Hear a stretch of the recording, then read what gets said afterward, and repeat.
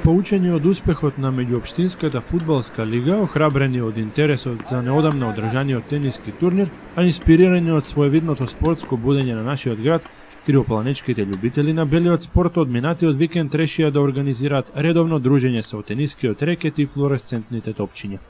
Имајќи предвид дека одамна уживаме во благодетите на современо тениско игралиште, а во соседната општина Ранковци има други две, само прашање на време беше кога ентузијастите ќе се решат на ваков потек. Како што е познато, во нашето мало место веќе некое време функционира и првиот тениски клуб во историјата на Крива Паланка, кој го носи името на градот. Доколку патот ве навел на кај источниот влез во градот, сигурно сте ги забележале младите тениски надежи на Крива Паланка или пак малку поискусните љубители на овој спорт со многувековна историја. Похрабрите десетина локални тениски фанатици одлучија наместо вообичаените пријателски одмерувања на силите, во моментите кога врските и временските услови тоа им го дозволуваат, да се организираат и да воведат систем на надпреварување во кое ќе се надигруваат според добро познатиот лига формат. Првите соочувања беа одиграни минатиот викенд, на 10 и на 11 ноември, а организаторите велат дека кога условите тоа ќе го дозволуваат, ќе се надпреваруваат и во текот на работната недела. За идејата за тениската лига, правилата и повеќе други аспекти од надпреварувањето со кое е збогатено спортското милје на општината, поразговаравме со тренерот на клубот Крива Паланка, Боби Јакимовски.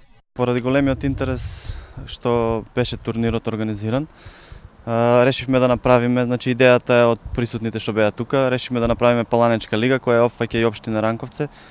Значи ќе се игра сега за сега, значи се 10 души, ги повикувам сите заинтересирани граѓани кои сакаат да се надпреваруваат, да се пријават.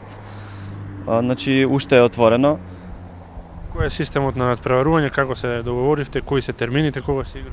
Па претежно за викенд, ама може и преку недела, зависи кој е спрема времето, кој како е. Секој со секого игра, значи секоја победа се бодува по еден бод и ги запишуваме и сетовите, за да на крај, ако биде по бодови исто, за да може да се одреди победникот.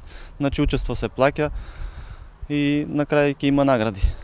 Кажи ни докаде сме сега, значи кога почна надпреварувањето, како со кој интензитет мислите да се одвива, затоа што наближуваат зимата и секако временските услови нема да дозволат многу играња? Преварувањето започна вчера, значи ќе се одвива на секако, ќе го користиме доброто време, пошто зависи од условите, значи ќе се одвива на терените тука во Крива Паланка и во Ранковце. За сега сум задоволен и времето, кога имаме предвид дека тенисот е многу тежок спорт, многу малку е тоа време што тренираме, ќе видиме. Како што можевте да слушнете од Јакимовски, тениската лига е всушност меѓуопштинска, затоа што надпревари се планирани и во соседно Ранковци, каде што има уште две идентични игралишта. Со оглед на тоа дека наближува зимата и објективно лоши временски услови за овој спорт, додека времето тоа го дозволува, лигата ќе оди според планираното, а со пролетното будење ќе бидат одржани и преостанатите тениски битки. Имајќи предвид дека ова е само почеток, разбирливи се организацијски проблеми и квалитативни нишалки, сепак мора од некаде да се тргне. На крајот, уште еднаш да повториме дека списокот со надпреварувачи се уште е отворен, па сите заинтересирани може да се пријават на лице место или кај тренерот на клубот.